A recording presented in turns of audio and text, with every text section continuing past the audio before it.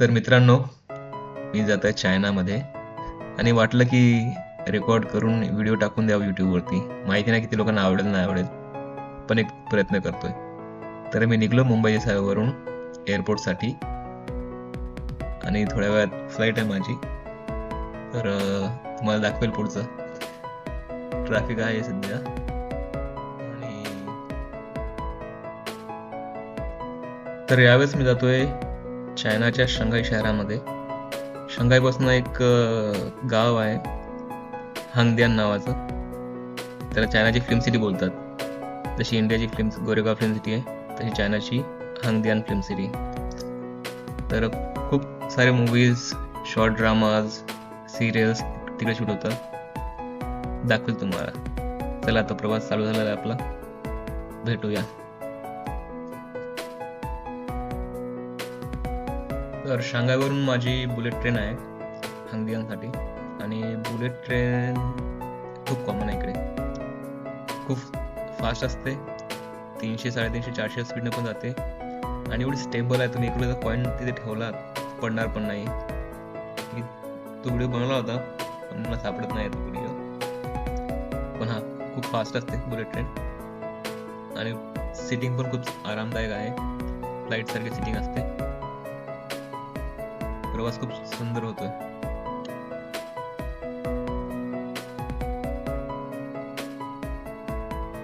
Good morning मित्रांनो. इंडियामध्ये सगळे सांगत आहे की चायनामध्ये व्हायरस सुरू आहे, लॉकडाऊन लागणार आहे आणि प्रॉब्लेम झाला. तसं काही नाही. हे बघा, सकाळी 7 वाजले आणि आता गाडी आली आम्हाला घ्यायला, ही टेस्ला. आम्ही जात आहे शूटवरती.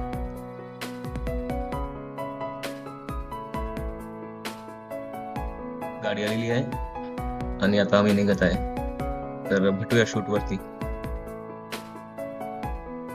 चायनामध्ये इलेक्ट्रिक कार खूप कॉमन आहे आणि मॅक्झिमम तुम्हाला तिथे पाहायला मिळणार. Electric car, electric bike.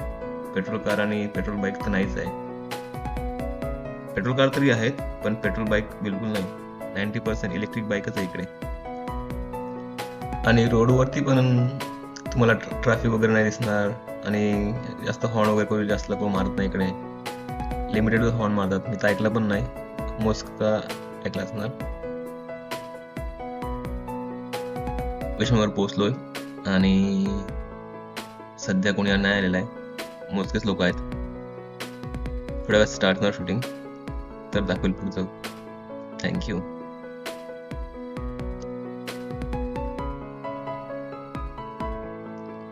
खूप जुनी सिटी आहे ही. तिचं नाव आहे सुजो.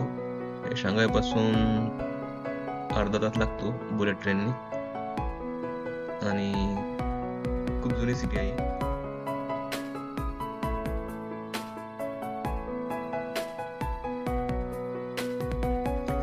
आम्ही शूटवरती व्हर्च्युअल प्रोडक्शन वापरतोय.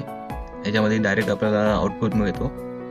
ग्रीन स्क्रीनवरती आपण शूटिंग करायची आणि अनरियल इंजिनचा वापर करून बॅकग्राऊंड पण ॲड करू शकतो जसं हवं तसं.